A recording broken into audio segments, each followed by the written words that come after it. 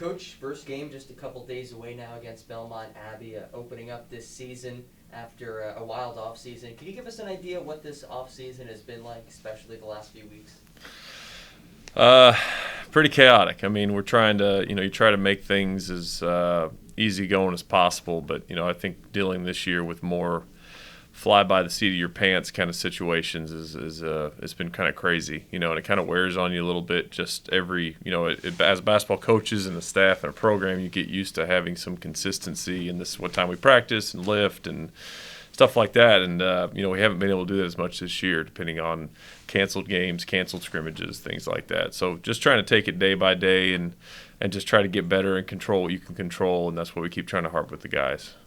Take the fact that you have so many fresh faces on this team and the fact that you really haven't been able to practice and play as much as you'd like. Do you feel like you know what you have with this team yet?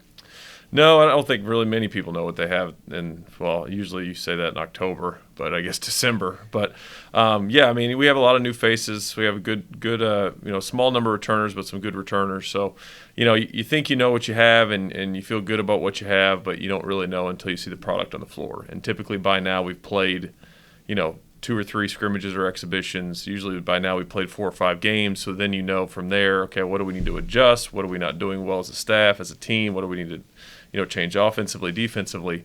And we haven't been able to do that yet. And I just hope that we can at least get a game in or 2 here before break. That way we can at least have a little something going into break to say, okay, this is what we need to improve on. This is what we got to get better at going into conference play. And for you personally, has it been much of an adjustment to return back to UNCP? Not really. I mean, we were here for 5 years, so it's everything. You kind of just hit the ground running. I think the biggest thing for us was just trying to understand our team and understand our strengths and things we need to get better at. And I think that part, because we have a lot of new faces, regardless of it was at UNCP or anywhere else, I think that's always an interesting process for a staff. So right now we're trying to do the same thing, make sure we get everybody in the right place to be successful, make sure we've got buy-in from all positions and all classes and all orientations, making sure we're doing what we need to do to be successful. What's been the focal point of this offseason, or maybe a couple things that you've really harped on with your team? We talked a lot about defense and rebounding. I think those 2 things have led us to a lot of success in the past here, and I think in the future they'll continue to do so. So especially with a lot of new guys and understanding that, it's not okay not to crash. It's not okay to give up a direct drive. And just, pounding that into the range as much as possible. Not worrying as much about the offensive end, if shots are falling or not, but really buying in and giving maximum effort in defense and rebounding. So we've talked about it a lot. We've practiced it a lot. You never know how ready a team is to apply that to a game until you've actually played a game or a scrimmage. So it'll be really interesting to see exactly where we're at and how many more steps we need to take and how many more levels we have to keep increasing to get where we need to be. You mentioned a lot of new faces on this team. Has anyone really stood out to you in particular, or that group as a whole? How have they impressed you? We've got a lot of the new guys have had their days. Trying to get them a little bit more consistency, a little bit more consistent is the biggest thing we're harping on. The vets have been here for a while; they know what it takes. So the new guys step into that. A lot of them have grown. Like Malik Sanders has grown a lot in this last couple months. We're expecting big things out of him. Like the redshirt freshmen, Jalal, Cortez, and Chris, those guys were here last year battling against those guys in practice, so I don't even consider really them new guys or freshmen. They've been through the ringer as far as practice against Kia Pruitt and Sean Kirk and Carson Mount. So, but a guy like Trent McIntyre, Nate Dunlop, they're all Ty Hurst, they're all bring something new to the table, something different than we've had in the past, but just how ready they are for game and that level of intensity and pressure and things, it'll be interesting to see how many steps we've taken and how many more steps we need to take to get where we need to be.